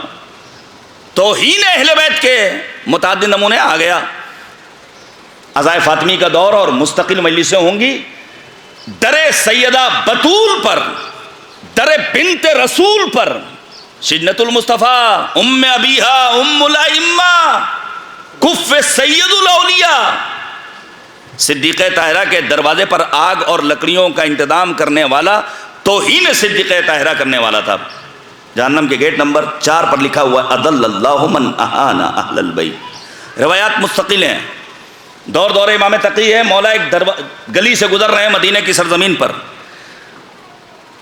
مدینہ کا حاکم کہتا ہے آپ نے شراب پی رکھی ہے۔ کس سے کہہ رہا ہے؟ فرزند رسول سے، امام برحق سے۔ امام نے کہا میرا اور شراب کا کوئی رشتہ نہیں۔ امام نے غصے کا اظہار کیا ہے۔ امام تقی کی شہادت ہو گئی، امام نقی کا دور آیا۔ روایت کہتی ہے کہ آنے والا امام نقی سے کہتا ہے مولا جس نے آپ کے بابا پر تہمت لگائی تھی وہ واصل جہنم ہوا، ذلت و رسوائی کے ساتھ اسے مارا گیا۔ امام عالی مقام نے متعدد مرتبہ کہا الحمدللہ الحمدللہ الحمدللہ، اور آنے والا کہتا ہے مولا اگر مجھے معلوم ہوتا آپ اتنا خوش ہوں گے تو میں اور پہلے آ کر کے آپ کو خوشخبری سناتا۔ امام نقی فرماتے ہیں یہ واصل جہنم ہونے والا وہ شخص ہے جس نے میرے بابا پر تہمت لگائی تھی۔ اس کے بعد جہاں میں لانا چاہتا تھا، ایک عبارت اور لکھی ہوئی ہے، وہ کیا ہے کہ پروردگار عالم ایسے انسان کے بارے میں فرماتا ہے جو میرے بندے مومن کی توہین کرے گویا اس نے مجھ سے جنگ کا اعلان کر دیا ہے۔ مومن کی توہین کیا مطلب؟ ذرا سا کوئی یہ پتہ چل جائے ابھی کسی کا تو جب تک ہم 10 لوگوں کے سامنے بیان نہ کر دیں، جبکہ حقیقت کیا ہے کہ اگر ہمارے گناہوں کی فہرست منظر عام پر آ جائے تو مولا فرماتے ہیں لو تکاشفتم لما تدافنتم، میتیں سڑتی رہیں کوئی دفن کرنے والا نہیں ملے گا۔ آپ سوچئے، میتیں سڑتی رہیں کوئی دفن کرنے والا نہیں ملے۔ یہ تو ستار العیوب کریم پروردگار کا کرم ہے جس نے ہمارے گناہوں پر پردہ ڈال رکھا ہے اور ہم سماج میں آبرو مندانہ زندگی بسر کر رہے ہیں، اور یہ صدقہ ہے سرکار سید الشہداء ابو عبداللہ الحسین کا، جن کے دروازے پر پہنچ کر ہم جیسے افراد اپنے آپ کو باعزت اور باشرف بنا لیا کرتے ہیں۔ میں آپ کے سامنے پیش کروں ایک بات اور۔ ابھی ایک مشکل جو ہمیں سماج میں نظر آ رہی ہے وہ مشکل ہے سود خوری کی۔ بہت سارے لوگ یہ کام کر رہے ہیں، 1000 روپے رکھیے 1500 لے جائیے، 5000 رکھیے 10 دن بعد 10,000 لے جائیے، 1 لاکھ رکھیے 1.5 لاکھ لے جائیے۔ مذہب کہتا ہے خبردار، یہ پیسہ یاد رکھیے گا، علماء کرام یہاں تشریف رکھتے ہیں، 2 مقامات پر تعبیریں ملتی ہیں جہاں پروردگار کا خطاب ہے جس نے یہ کیا گویا اس نے مجھ سے جنگ کا اعلان کیا۔ ایک موقع وہ ہے جہاں انسان کسی مرد مومن کی توہین کرے گویا خدا سے جنگ کا اعلان کر رہا ہے۔ دوسرا موقع جہاں انسان سود کھانے کا عادی ہو جائے۔ مذہب کہتا ہے خبردار، اپنے آپ کو سود خور مت بناؤ، محنت و مشقت کر کے پیسہ کماؤ، پھر جو پیسہ تمہارے پاس آ جائے اس پر پروردگار کا شکر ادا کرو اور کہو مالک تیرا کرم کہ تو نے میری روزی مجھ تک پہنچا دی ہے۔ پیش کروں آپ کے سامنے، اور کل یہ بات میں نے عریہ میں بھی پڑھی تھی، لیکن سن لیجئے، ہم میں اور مغربی ممالک میں جو بنیادی فرق ہے وہ یہی ہے کہ انہوں نے 1948 کے آس پاس ایک قانون بنایا کہ انسان کو اس کی آزادی کا مکمل حق حاصل ہے، جیسے چاہے جیے۔ آزادی کا تقاضا یہ کہتا ہے کہ جیب میں پیسہ بھرا ہو، وہ 1 نمبر کا ہو، 2 نمبر کا ہو، سود کا ہو، رشوت کا ہو، اس سے کوئی بحث نہیں۔ آزادی کا تقاضا یہ ہے کہ خاتون جس انداز میں چاہے اپنے گھر سے باہر نکلے، برہنہ نکلے، نیم برہنہ نکلے، با حجاب نکلے، بے حجاب نکلے، بد حجاب نکلے، یہ اس کی آزادی کا مطالبہ ہے۔ شوکیس کی زینت بنا دیا جائے، کوئی اسے روک نہیں سکتا، ٹوک نہیں سکتا ہے۔ تو ان کا اصل ٹارگٹ کیا ہے؟ آزادی، حریت۔ کیا ہمارا اور آپ کا اصل ٹارگٹ اور ہدف آزادی ہے؟ نہیں، مذہب کہتا ہے تمہارا اصل ٹارگٹ وہ ہونا چاہیے انسانی کرامت کی بقا. یہ جو اللہ نے تاج کرامت ہمارے سر پر رکھا ہے، وَلَقَدْ كَرَّمْنَا بَنِي آدَمَ وَحَمَلْنَاهُمْ فِي الْبَرِّ وَالْبَحْرِ وَرَزَقْنَاهُمْ مِنَ الطَّيِّبَاتِ وَفَضَّلْنَاهُمْ عَلَى كَثِيرٍ مِّمَّنْ خَلَقْنَا تَفْضِيلًا. ہم نے انسان کے سر پر تاج کرامت رکھا ہے. مذہب کہتا ہے جب کبھی تمہاری آزادی اور تمہاری کرامت میں ٹکراؤ پیدا ہو جائے تو اپنی آزادی کو کچلتے ہوئے کرامت کی بقا کے لیے اپنے قدموں کو آگے بڑھا لینا. شاید یہی وجہ ہے جن لوگوں نے اپنی کرامت کی حفاظت کے لیے اپنے قدم کو آگے بڑھایا وہ آج دشمنوں سے نبرد آزما ہیں. انہیں ذات اقدس الہیہ پر بھروسہ ہے. نہیں اور آسان کر دوں، دیکھیے اس میں بڑی طاقت ہے. مجھے نہیں معلوم کب ہمارے سماج سے جملہ ہٹے گا کہ نظر مولا کا اہتمام کیا گیا ہے. نہیں معلوم مجھے، بہت معذرت کے ساتھ. دیکھیے سیوم تک تو کوئی گنجائش نہیں ہے. معصومین علیہم الصلوۃ والسلام کا قول و عمل ہمارے لیے سنت و سیرت ہے، آئیڈیل ہے، مشعل راہ ہے. معصوم فرماتے چھٹے مولا اور چھٹے امام کہ 3 دنوں تک غمزدہ کنبے کے یہاں کھانا کھانا شدید مکروہ ہے، بلکہ 3 دنوں تک ان کے یہاں مسلسل کھانا بھیجنا چاہیے، اعزہ کو، اقربا کو، رشتہ داروں کو، اہل محلہ کو. لیکن ظاہر ہے اب اس کے بغیر میزبان بھی پریشان رہتا ہے. میزبان بھی نہیں معلوم کب اس سے ہمیں نجات ملے گی. لیکن اس میں ہے بڑی طاقت. یہ مذہبی پروگرام ہو، غیر مذہبی پروگرام ہو، اس کی رونق الگ ہوا کرتی ہے. دیکھیے کرامت انسانی کا تقاضا یہ ہے کہ انسان اپنی قوت بازو سے حاصل کی جانے والی روٹی کو اپنا لقمہ بنائے. لکھا ہے حاتم طائی جس کی سخاوت بڑی مشہور تھی، 40 اونٹ نہر کروائے، لوگ جوک در جوک چلے جا رہے ہیں. حاتم طائی ٹہل رہا ہے، کیا دیکھا؟ ایک کسان اپنی زمین پر کاشتکاری کر رہا ہے اور ساتھ ہی ساتھ سوکھی روٹی کا ٹکڑا کھا رہا ہے. حاتم طائی نے کہا کیا تمہیں خبر نہیں 40 اونٹ نہر کروائے ہیں، بڑی تعداد میں لوگ پہنچ رہے ہیں. دیکھیے وہ انسان اپنی کرامت کی پاسبانی کرنے والا تھا. بڑا خوبصورت جواب دیتا ہے. وہ کہتا ہے مجھے حاتم طائی کے تر لقموں کی پرواہ نہیں، مجھے وہ لقمہ عزیز ہے جو میں اپنے قوت بازو سے اپنا پسینہ بہا کر حاصل کرنے والا ہوں. کب جوانوں کے اندر یہ ذوق پیدا ہوگا؟ کب یہ جذبہ پیدا ہوگا؟ کب ہمارے جوان اپنے آپ کو بزنس میں آگے بڑھائیں گے؟ کب وہ تجارت کی فیلڈ میں وارد ہوں گے؟ کب وہ واقعی معنی میں پیسہ کمانے والے ہوں گے؟ اس بارے میں سوچنا ہوگا. تو عزیزان گرامی، ہمیں اور آپ کو کسی کی توہین کرنے کا حق نہیں ہے. مذہب نے شدت سے ہمیں اور آپ کو روکا ہے، سختی سے ہمیں اور آپ کو منع کیا ہے. میں جلدی سے چند ایک باتیں پیش کروں اور بات کو ختم کر دوں. عموماً ہماری ابتدا بہت اچھی ہوتی ہے. ظاہر ہے ایک شیعہ گھرانے میں پیدا ہوئے ہیں، اس سے اچھی ابتدا کیا ہوگی؟ ہمیں اپنے انجام کی فکر نہیں ہوتی کہ آخر ہمارا انجام. ابتدا کا اچھا ہونا کوئی کمال نہیں ہے. ابھی فرض کیجئے یہ جو انٹرلاکنگ ہے، یہاں پر RCC بننے لگے اور انہوں نے شروع کے 2-4 فٹ میں تو RCC کی سڑک بنا دی، تو ابتدا تو اچھی کر دی، لیکن باقی خدا ہوا چھوڑ دیا، گویا انجام اس کا برا ہوا. جناب یوسف پڑھیے گا قرآن مجید، پروردگار کی بارگاہ میں کیا دعا کرتے ہیں؟ ہمارا انجام اچھا ہو. ابراہیم الحقنی بالصالحین. حتیٰ جناب ابراہیم نے، جناب یعقوب نے اپنے بچوں کو وصیت کی ہے کہ خدا کی بارگاہ میں دعا کرتے رہو کہ ہمارا انجام اچھا ہو. تو ہمیں اور آپ کو ساری فکر کیا ہونی چاہیے کہ ہمارا انجام کیسا ہوگا؟ ہمارا انجام اچھا ہونا چاہیے. شاید یہی وجہ ہے کہ تاریخ اسلام میں ایک نام جو نمایاں حرفوں میں نظر آتا ہے، زبیر کا، جن کے لیے خود امیر المؤمنین نے فرمایا منا اہل البیت، زبیر ہم میں سے. یہ زبیر کون ہے؟ جو پیغمبر سے بڑے قریب تھے. یہ زبیر کون ہیں؟ جنہوں نے امیر المؤمنین کا حق چھینے جانے کے بعد رسول سے وعدہ کیا کہ جب تک علی کا حق نہ دلوا دوں تب تک تلوار نیام میں نہیں جائے گی. حتیٰ پیغمبر نے متوجہ کر دیا تھا، زبیر ایک دن ایسا آئے گا جب تم علی کے مقابل میں تلواریں چلا رہے ہوگے. جمل 18,000 افراد، 13,000 ادھر سے، 5,000 مولا کے لشکر سے مارے گئے، لقمہ اجل بنے.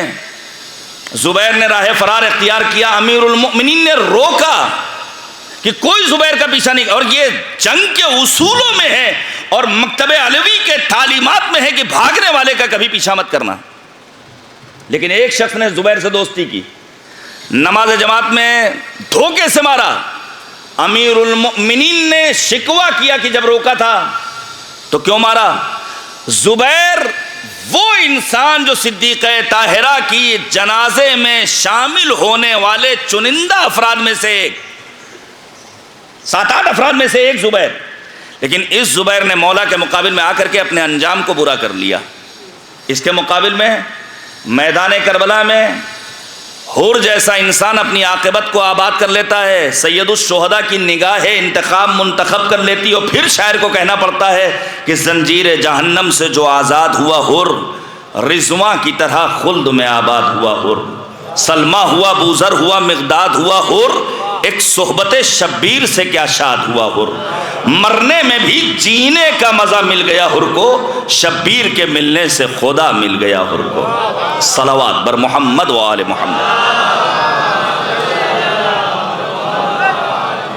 تو حقیقت کیا ہے کہ ہمیں اور آپ کو ساری فکر یہ ہونی چاہیے کہ ہمارا انجام بخیر ہو. امیر المؤمنین نے فرمایا ان حقیقت السعادہ ان یختم للمرء عملہ بالسعادہ, کہ انسان جب کام کی ابتدا کر رہا ہے تو اس کو پائے تکمیل تک بھی بحسن و خوبی پہنچائے, تب جا کر کے واقعی معنی میں ایسا انسان سعادت مند کہلائے گا, سعید کہلائے گا, خوش بخت. وگرنہ تاریخ میں میں آپ کے سامنے پیش کروں مثلا احمد ابن ہلال 11ویں امام کا معتبر صحابی شمار ہوتا تھا. امام عسکری خود مکے نہیں جا سکے, ایک سفر حج نہیں ہے. احمد ابن ہلال اس انسان کا نام ہے جس نے 54 سفر کیے ہیں, 25 پا پیادہ, لیکن آخر میں اپنی عاقبت کو برباد کر لیا. تو مولا امام عسکری نے فرمایا لا غفر اللہ لہ ذنبا, پروردگار اس کے گناہوں کو معاف نہ کرے, اپنی عاقبت کو چوپٹ کر بیٹھا, برباد کر لیا. کمال یہ ہے کہ انسان اپنی عاقبت کو, اپنے سرانجام کو آگے بڑھائے. میں اور آگے بڑھ رہا ہوں باتوں کو چھوڑتے ہوئے. چند عمل ہیں جنہیں ہم اور آپ اگر انجام دیں تو ہم اپنی عاقبت کو بخیر بنا سکتے ہیں. ایک تو وہی جو آسان سا راستہ ہے کہ ہم خدا کی بارگاہ میں مستقل دعا پڑھتے ہیں. مثلا ایک دعا جو مستحضر کے پاس پڑھنا مستحب ہے, یعنی جو جانکاری کے عالم میں ہے, یہ مسائل ہمیں معلوم ہونا چاہیے. مفاتیح الجنان میں وہ دعا موجود ہے جس کا نام ہے دعائے عدیلہ. کیا نام ہے؟ دعائے عدیلہ. جو اس دنیا سے رخصت ہو رہا ہے اس کے پاس اس دعا کا پڑھنا مستحب ہے. ربنا لا تزغ قلوبنا بعد اذ ہدیتنا وہب لنا من لدنک رحمہ, یہ دعا پڑھنا قنوت میں. اللہم عرفنی نفسک فإنک ان لم تعرفنی نفسک لم اعرف رسولک, یہ دعا پڑھنا قنوت میں آخر تک. یہ تو دعا کا سلسلہ ہے, بہت ساری دعائیں ہیں. ایک کام اور ہے عاقبت بخیری کے لیے, جہاں پر قربت کی بھی شرط نہیں کہ قصد قربت کیا جائے. بعض اعمال وہ ہیں جہاں نیت کرنا شرط ہے. مثلا اگر آپ نماز پڑھ رہے ہیں تو آپ کو کہنا پڑے گا نماز پڑھتا ہوں میں 2 رکعت قربتاً اللہ. لیکن اگر آپ کو اپنے کسی چچا, اپنے ماموں, اپنی خالہ, اپنی پھوپھی, اپنے بھائی, اپنی سسرال, اپنے ننیال, بہنیں اپنے میکے اگر جا رہی ہیں صلہ رحم کے لیے, تو وہاں یہ کہنا شرط نہیں ہے کہ میں آج اپنے ماموں کے گھر جا رہا ہوں قربتاً اللہ, یہ کہنے کی شرط نہیں ہے. آپ ذرا اہمیت کا اندازہ لگائیے کہ صلہ رحم کی کتنی تاکید ہے, جہاں بغیر قصد قربت کے بھی اگر انسان اپنے عزیز کے گھر چلا جائے تو پروردگار اس کے مقام و مرتبے میں بلندی عطا کر دیا کرتا ہے. یہ چیزیں ہمارے یہاں ختم ہو رہی ہیں. میں عرض کر دوں 2 لفظوں میں, بالکل واضح لفظوں میں, ہمارے یہاں مجلسیں تو بہت ہیں لیکن آداب معاشرت کے سلسلے میں ہمارے یہاں مجلسیں نہیں ہیں. اٹھنے بیٹھنے چلنے پھرنے کا سلیقہ کیا ہونا چاہیے, طریقہ کیا ہونا چاہیے. پیش کروں آپ کے سامنے ابراہیم ابن عباس موصلی, امام رضا کا چاہنے والا شاعر, جس نے امام کے سلسلے میں اشعار کہے ہیں. لیکن ابراہیم ابن عباس موصلی نے اپنی عاقبت چوبٹ کر لی دو وجہوں سے. ایک تو یہ کہ وہ شراب نوشی کا مرتکب ہوا. دیکھیے شراب دنیا میں بھی انسان کو ذلیل کرتا ہے اور آخرت میں بھی انسان کو ذلیل کر کے شراب چھوڑتی ہے. صلوات بھیجیے گا پر محمد وآل محمد. اللہم صلی علی محمد وآل محمد. سن لیے میری آواز آپ تک پہنچ رہی ہے, کوئی مسئلہ نہیں ہے. ایک اور صلوات بھیجیے پر محمد وآل محمد. اللہم صلی علی محمد وآل محمد وعجل فرجہ. ابراہیم ابن عباس موصلی امام رضا کے سلسلے میں اتنے اشعار کہے تھے کہ وہ کہتا ہے کہ میں نے حاکم وقت کے ڈر سے ان اشعار کو زمین میں دفن کر دیا کہ کہیں وہ غارت نہ کر دے. دیکھیے میں جب تنظیم المکاتب میں 93-94 میں تعلیم حاصل کرنے گیا ہوں تو یہ دور سرکار علامہ جوادی کا دور تھا.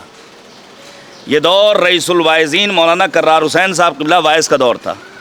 یہ دور زبدۃ الواعظین مولانا کاظم رضا وائز علی اللہ مقامہ کا دور تھا. بزرگ علماء تو ہمارے اساتذہ ہم جیسے نئے وارد ہونے والے طلاب کو خطاب کر کے کہتے تھے کہ یہ جو بزرگ ہستیاں تشریف لائی ہیں ادارے میں, ان کے اٹھنے بیٹھنے کے انداز کو فوکس کرو.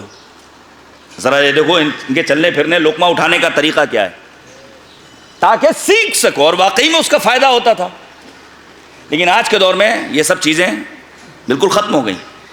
ابراہیم ابن عباس موصلی نے 10 چیزیں بیان کی ہیں, سب کو بیان کرنے کا وقت نہیں ہے, جو کہ اپنی عاقبت چوبٹ کر رکھا ہے. جس نے کہتا ہے جب کبھی امام دربار میں آتے تھے تو میں دیکھتا تھا کہ مولا کے بیٹھنے کا انداز کیا ہے, مولا کے بولنے کا انداز کیا ہے, مولا کا طریقہ کیا ہے.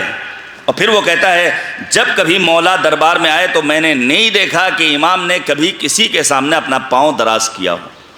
سوچیے آپ, امام جس دربار میں جا رہے ہیں وہاں امام کا چاہنے والا نہیں ہے, امام کے ماں باپ موجود نہیں ہیں, عام افراد جو امام کے مد مقابل. لیکن آداب معاشرت میں سے ایک ادب سکھا دیا امام رضا نے, جس بز میں بیٹھو خبردار اپنے پاؤں کو کبھی دراز نہ کرنا, اپنا ہو یا پرایا. بالخصوص اگر ماں باپ موجود ہیں تو کبھی بھی اپنے پاؤں کو دراز مت کرنا. اگر کسی حجرے میں قرآن مجید جیسی کتاب رکھی ہے تو خبردار اپنے پاؤں کو دراز مت کرنا. یہی آیت اللہ العظمیٰ بروجردی رضوان اللہ تعالیٰ علیہ جن کا تذکرہ کیا, جس حجرے اور کمرے میں احادیث معصومین پر مشتمل کتابیں ہوتی تھیں, آغا بروجردی نے کبھی اس جانب اپنے پاؤں کو دراز نہیں کیا احترام کتاب میں. پھر کہتا ہے کہ امام کی دوسری صفت یہ تھی کہ امام نے کبھی بھی 2 لوگوں کے درمیان ہونے والی باتوں کے درمیان دخل اندازی نہیں کی ہے, مداخلت نہیں کی ہے. ابھی ہم عارف صاحب سے بات کریں اور تیسرا آ کر کے اس میں کود پڑے, جو عام طور سے ہمارے سماج میں ہے. گھر میں ماں فون پر کسی اور موضوع سے متعلق بات کر رہی ہے, نیچے بہو وہی سوچ رہی ہے کہ ہماری شکایت ہو رہی ہے. مطلب کہتا ہے خبردار جب 2 لوگ آپس میں بات کر رہے ہو تو اس میں تیسرا اس کو انٹرفیئر کرنے کی اجازت. تو ہمارے ہاں آداب معاشرت کے سلسلے میں گفتگو نہیں ہوتی ہے. نتیجہ کیا ہوتا ہے کہ ہمیں ان باتوں کا علم نہیں رہتا ہے کہ ہمیں کیا کھانا ہے, کیا پینا ہے, اس کے نقصانات کیا ہیں, کیسے کھانا ہے, کیسے پینا ہے. اب جلدی سے سن لیجئے, عاقبت بخیری کے لیے ایک کام صلہ رحم. ایک کام کیا ہے؟ ایک عالم کا بیان ہے کہ ہم پہنچے بارگاہ امام رضا میں, ہم نے کیا دیکھا, 3 جید علماء کرام جن میں آغا مروارید, آغا نجفی, اور ہم نے جا کر کے پوچھا آغا ہم بارگاہ امام رضا غریب میں کیا اللہ سے دعا طلب کریں؟ تو ان تینوں نے مشترکہ طور پر جواب دیا کہ تمہیں اگر دعا طلب کرنا ہے تو دعا کرو پروردگارہ ہماری عاقبت بخیر کر دے, ہمارا انجام اچھا ہو.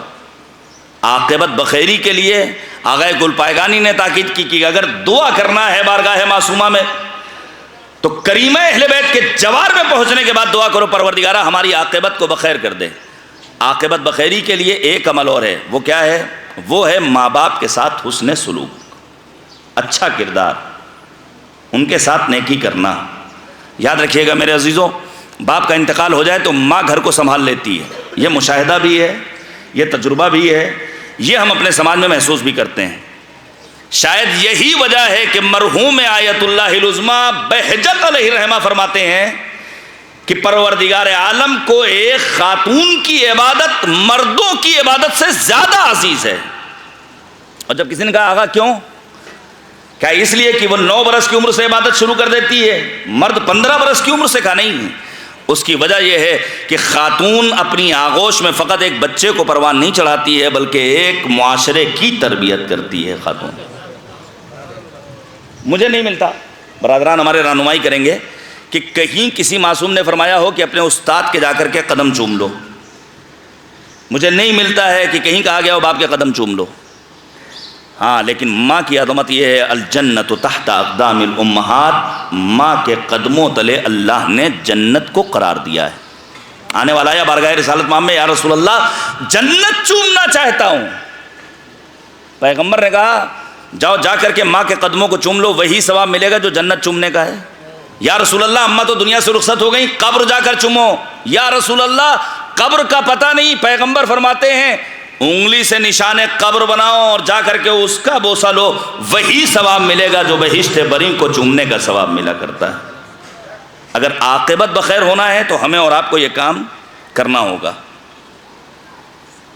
اگر عاقبت بخیر کرنا ہے تو ہمیں اپنے دل میں محبت امیر کائنات کا چراغ روشن کرنا ہوگا. اور محبت امیر المؤمنین پیدا کرنے کے لیے قصد قربت شرط نہیں ہے کہ ہم علی سے محبت کرتے ہیں قربتاً اللہ، کوئی ضرورت نہیں ہے. سنیے گا، یا علی، پیغمبر کا فرمان ہے، یا علی انت وصی و امینی، تم میرے وصی ہو اے علی، تم میرے امین ہو. من مات وہو یحبک، مرنے والے جناب غلام رسول صاحب چونکہ شہدائی تھے نبی خاتم کے، امیر المؤمنین کے، ہمارے مرحومین، ہم سب، کیا فرمایا پیغمبر نے؟ من مات وہو یحبک، جو دنیا سے رخصت ہو لیکن اے علی تم سے محبت کرنے والا ہو، ختم اللہ لہ بالامن والایمان، پروردگارہ اس کا خاتمہ امن و ایمان پر کرنے والا ہے. اور جس کا سر انجام امن و ایمان پر ہو تو یقیناً وہ عاقبت بخیر ہے. آخری بات کو ختم کر دیا. شہد کی مکھی کی مثال دی ہے پیغمبر نے. شہد کی مکھی کی ایک خوبی یہ ہوتی ہے کہ ہمیشہ طیب و طاہر جگہ پر بیٹھتی ہے اور ہمیشہ پاک و پاکیزہ پھول کو اپنی غذا بناتی ہے. قرآن نے اعلان کیا کلوا من الطیبات، کھاؤ پیو، کوئی پابندی نہیں ہے، جتنا چاہو کھا لو. البتہ روایات کی روشنی میں دن کے کھانے کو مکروہ قرار دیا گیا ہے.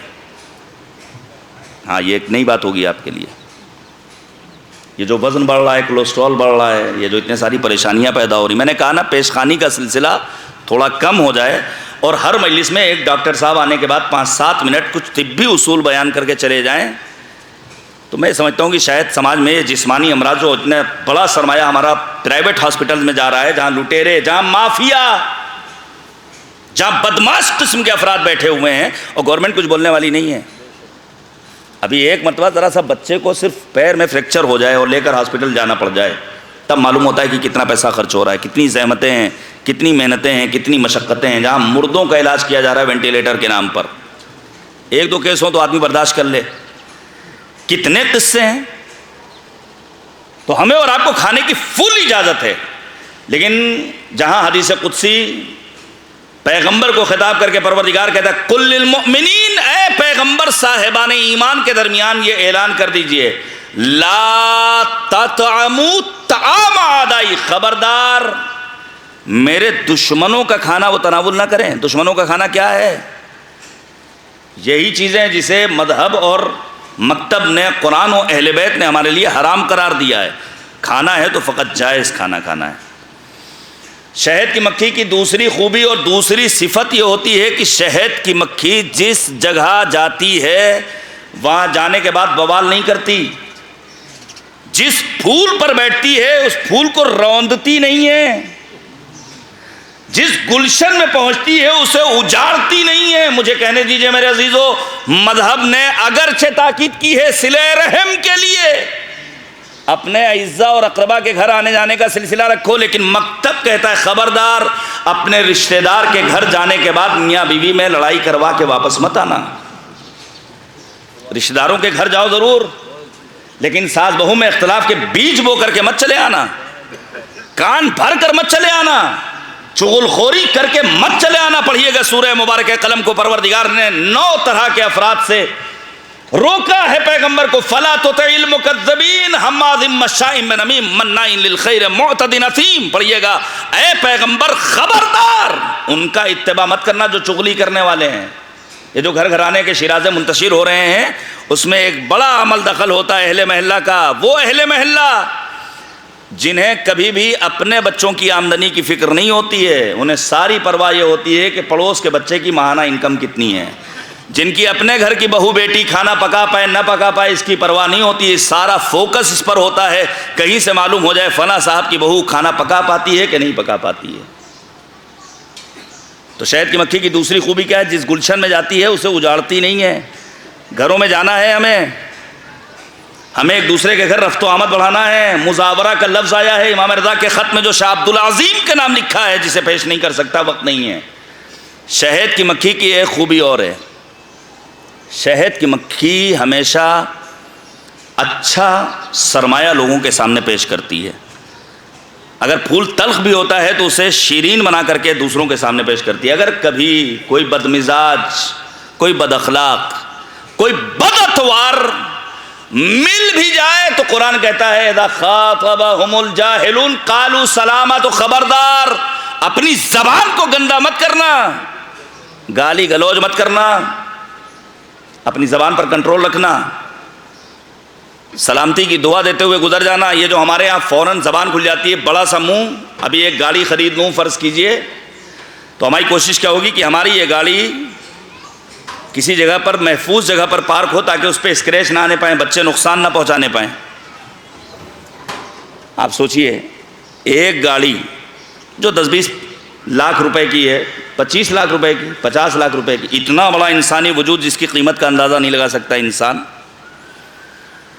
یہ جو انسان کو اللہ نے زبان دی ہے، جس کے لیے پہلے سے یہ شٹر، یہ بتیسی اللہ نے دے رکھی ہے کہ اسے محفوظ رکھو. مرحوم علامہ طباطبائی کے بارے میں ملتا ہے کہ جب تک علامہ طباطبائی پر بولنا واجب نہیں ہو جاتا تھا گفتگو نہیں کرتے تھے.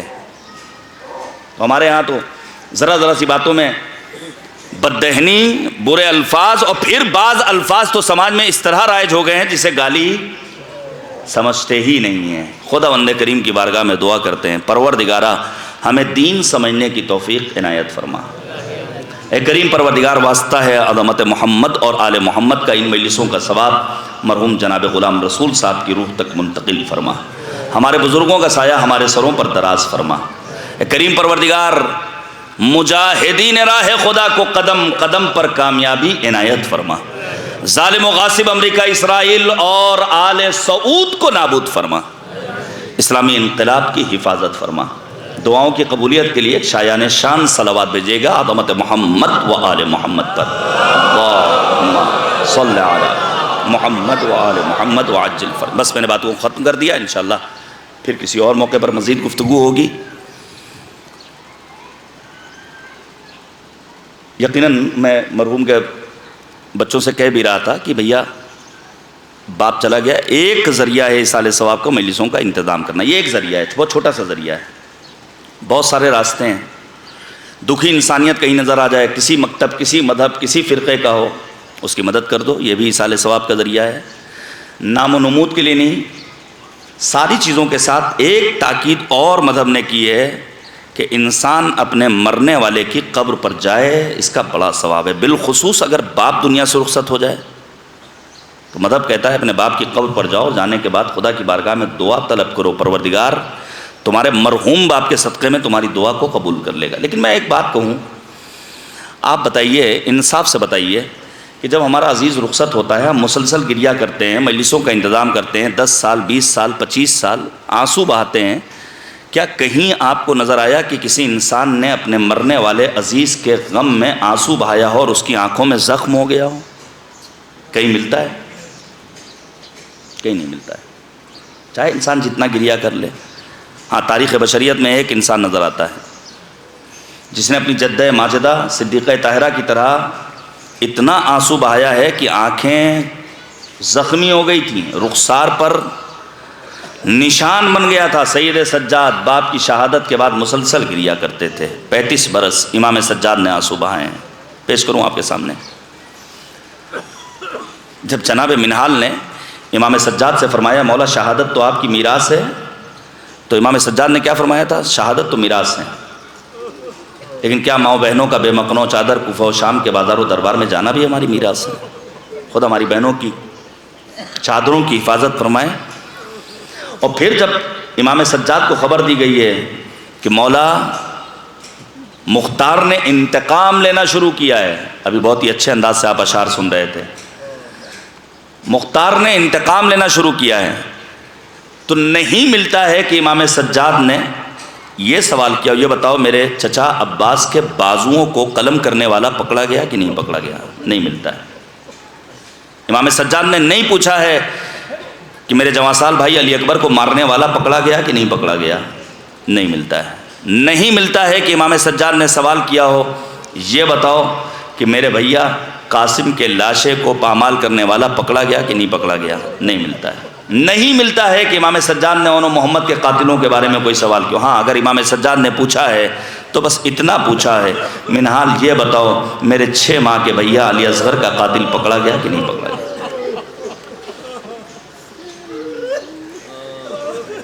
اجرکم اللہ، خدا کوئی غم نہ دے سوائے غم اہل بیت طاہرین علیہم الصلوۃ والسلام کے۔ بس ایک منزل سن لیجئے جسے بیان کر کے میں بات کو ختم کر دوں۔ دیکھیے ایک دعا کر رہا ہوں، آپ سب آمین کہیے گا۔ یہ بہت حساس دور ہے جس میں ہم اور آپ سانسیں لے رہے ہیں۔ وہ دعا کیا ہے؟ پروردگارا بحق سید الشہداء، ہم تیری بارگاہ میں دعا کرتے ہیں معبود کبھی کسی غیرت مند کو کسی بے غیرت کے سامنے دستے سوال دراز کرنے کی نوبت نہ آئے۔ یہ بہت اہم دعا ہے۔ خدا نہ کرے کسی غیرت مند کو کسی بے غیرت کے سامنے دستے سوال دراز کرنا پڑے۔ پیش کروں آپ کے سامنے، دیکھیے کربلا کی ساری مصیبت ایک طرف، لیکن کربلا کی جو سب سے عظیم مصیبت ہے وہ ہے تشنگی کی مصیبت، سب سے زیادہ۔ امام سجاد نے 35 برس جب کبھی پانی دیکھا تو یہی فرمایا میرے بابا کو پیاسا مارا گیا۔ امام سجاد نے باپ کی قبر بنائی تو کیا لکھا؟ یہ میرا بابا حسین ابن علی جسے کربلا میں پیاسا مارا گیا۔ امام سجاد جب کسی قصاب کو جانور کو ذبح کرتے ہوئے دیکھتے تو کیا فرماتے؟ بھائی یہ بتاؤ کہ تم نے اس جانور کو پانی پلایا کہ نہیں پلایا؟ اور پھر مدینہ کربلا کا رخ کر کے کہتے کہ میرے بابا کو کربلا میں بھوکا پیاسا۔ تشنگی کی مصیبت سب سے عظیم، لیکن میں دستے ادب کو جوڑ لوں گا، جسارت منظور نہیں ہے۔ مولا حسین آپ یقیناً کربلا میں سب سے زیادہ پیاسے تھے، چونکہ آپ نے خود بات ارشاد فرمائے جو جتنا زیادہ بولتا ہے اس کو پیاس کا غلبہ بھی اتنا ہی ہوتا ہے۔ اگرچہ عباس دلاور بھی پیاسے ہیں، لیکن عباس کی ڈیوٹی خیمے پر تھی، عباس کی تشنگی حسین کے برابر نہیں رہی ہوگی۔ امام عالی مقام تشنا ہے، لیکن میں دست ادب جوڑ کر کہوں گا مولا آپ کی شہادت کے بعد آپ کی پیاس کی شدت کم پڑ گئی، آپ کی تشنگی ختم ہو گئی، جام کوثر پر سے بابا سیراب کر رہے ہوں گے، لیکن ذرا آئیے زینب خستہ دل سے پوچھئے جب راہ کوفہ و شام میں یہ لٹا ہوا قافلہ گزر رہا ہے اور سید سجاد نے اپنی پھوپھی زینب کو بیٹھ کر نماز پڑھتے ہوئے دیکھا ہے تو ایک جملہ کا پھوپھی اماں پوچھنا تو نہیں چاہیے، لیکن یہ بتائیے کہ آپ بیٹھ کر نماز پڑھ رہی ہیں؟ جناب زینب کبریٰ نے کیا فرمایا تھا؟ بیٹا سید سجاد یزید کے ہاں سے کھانا اور پانی اتنا کم آتا ہے کہ اپنا حصہ بھی ہم بچوں میں تقسیم کر دیتے ہیں، جسم لاغر ہے، نحیف ہے، ناتواں ہے، کمزور ہے۔ اجرکم اللہ۔ بس میں نے ختم کر دیا، اس سے زیادہ وقت میں گنجائش نہیں ہے، سن لیے 2 جملے۔ ارباب مقاتل نے کیا لکھا ہے؟ جب لٹا ہوا قافلہ جا رہا ہے تو شمر ملعون نے اپنے لشکر والوں کو سائے میں بٹھالا ہے، لیکن اسیران اہل حرم بنات رسول مخدرات عصمت و طہارت کا قافلہ شدید دھوپ میں بیٹھا ہوا ہے۔ سوچئے مجھے بھی اللہ نے بیٹی دی ہے، بچیاں آپ کے گھر میں بھی موجود ہیں، لیکن پیار بیٹی کا حسین ابن علی سے پوچھو۔ 4 برس کی کمسن سکینہ خالی کوزہ لے کر جناب زینب کے پاس آتی ہیں اور آنے کے بعد کہتی ہے پھوپھی اماں کیا اجازت ہے کہ میں شمر ملعون سے سوال آپ کر لوں؟ عجب نہیں جناب زینب نے ترائی کا رخ کیا ہو اور اپنے بھیا عباس کو یاد کیا ہو، با دل ناخواستہ اجازت دی۔ جناب سکینہ آگے بڑھی، پھر وہ دعا، پروردگارا خدا نہ کرے کہ کسی ایسے موقع پر کہ غیرت مند کو بے غیرت کے سامنے دستے سوال دراز کرنا پڑے۔ سکینہ معصومانہ لہجے میں کہتی ہے شمر میری حلق میں کانٹے پڑے ہوئے ہیں، زبان خشک ہو چکی ہے، اگر 2 گھونٹ پانی مل جائے تو میری جان بچ جائے گی، لیکن علماء نے لکھا ہے گویا شمر نے نہیں سنا، سکینہ گوشے میں جا کر بیٹھ گئی اور یہ تصور کر رہی ہیں جب شمر اپنے لشکر والوں کو سیراب کر لے گا تب مجھے پانی پینا نصیب ہوگا جب پورا لشکر سیراب ہو چکا۔ پھر غیرت مند علی و بطول کی پوتی غیرت مند سکینہ آگے بڑھی، شمر 2 گھونٹ پانی کا مل جائے تو میری جان بچ جائے گی۔ بس غضب ہو گیا ارباب اعضا، شمر ملعون نے مشکیزے کا دہانہ کھولا لیکن پانی کو مشکیزے سے کوزے میں نہ ڈالا، زمین پر پانی بہا دیا۔ جلتی زمین پر سکینہ لیٹ گئیں، فرات کا رخ کر کے آواز دیا، اے چچا عباس ذرا آ کر تو دیکھو تمہاری چہیتی سکینہ آج بے غیرت کے سامنے سوال آپ کرتی رہی۔ پانی زمین۔ وَسَيَعْلَمُ الَّذِينَ ظَلَمُوا أَيَّ مُنقَلَبٍ يَنقَلِبُونَ إِنَّا لِلَّهِ وَإِنَّا إِلَيْهِ رَاجِعُونَ رَضًا بِقَضَائِهِ وَتَسْلِيمًا لِأَمْرِهِ الہی لا معبود سواک الہی بحق الزہرا وابیہا وبعلہا وبنیہا وسر المستودع فیہا بعدد ما احاط به علم۔ پروردگارہ ہماری اس عبادت کو قبول فرما، معبود ہمارے امام کو ہم سے راضی و خوشنود فرما، ہمارے امام کے ظہور پرنور میں تعجیل فرما۔ اے کریم پروردگار اس مجلس ادا کا جو بھی ثواب ہے اسے مرحوم غلام رسول کی روح طیبہ تک منتقل فرما، ان کے درجات کو بلند سے بلند تر فرما۔ اے کریم پروردگار ان کے گناہان کبیرہ و صغیرہ کی مغفرت فرما، ان کے پسماندگان بالخصوص ان کی اولاد کو، ان کے اعزہ اور اقربا کو صبر و اجر عنایت فرما۔ ہمارے بزرگوں کو اے کریم پروردگار طول عمر بابرکت عنایت فرما۔ معبود ہمارے جوانوں کو اشرار کے شر سے محفوظ فرما، ہمیں علماء سے دین لینے کی توفیق عنایت فرما۔ معبود جو مریض ہیں بالخصوص جناب محمد حسن عرف سونو صاحب اور دیگر تمام مریضوں کو بحق اہل بیت اطہار شفائے کامل و عاجل عنایت فرما۔ معبود واسطہ محمد اور آل محمد کا اے کریم پروردگار مظلومین عالم بالخصوص مظلومین فلسطین و غزہ و لبنان کی حمایت اور نصرت فرما، ظالم و غاصب اسرائیل کو نابود فرما۔ معبود واسطہ محمد اور آل محمد علیہ السلام کا پرچم اسلام کو سربلند فرما، پرچم شرک و کفر و نفاق کو سرنگوں فرما۔ معبود دشمنان دین مبین اسلام کو ذلیل و خوار فرما۔ اے کریم پروردگار اسلامی انقلاب کی حفاظت فرما، اس انقلاب کو انقلاب سرکار حجت سے ملحق فرما۔ جملہ مؤمنین، علماء، فاضل، واعظین، خطباء، شعراء، ذاکرین، مراجع اعظام، بالخصوص رہبر فرزانہ عالم یگانہ آیت اللہ العظمیٰ خامنی اور مرجع علی قدر آیت اللہ العظمیٰ سیستانی کو طول عمر بابرکت عنایت فرما، مقامات مقدسہ کی معبود حفاظت فرما۔ اے کریم پروردگار ہمارے اعمال کو اس لائق بنا دے کہ وقت ظہور ہم امام کے اعوان و انصار میں شمار ہوں۔ ربنا تقبل منا انکا انت السمیع العلیم۔ گزارش ہے کہ ایک مرتبہ مزید سورہ حمد اور 3 مرتبہ سورہ توحید پڑھ کر مرحوم جناب غلام رسول ابن یوسف علی صاحب مرحوم، مرحومہ کنیز زہرا بنت مسیب علی صاحب، مرحوم یوسف علی ابن یعقوب علی صاحب، سید مقاومت جناب سید حسن نصر اللہ اور شہید حاج صفی الدین علیہ الرحمہ اور دیگر تمام شہدائے راہ اسلام کی ارواح کو ارسال فرما دیں۔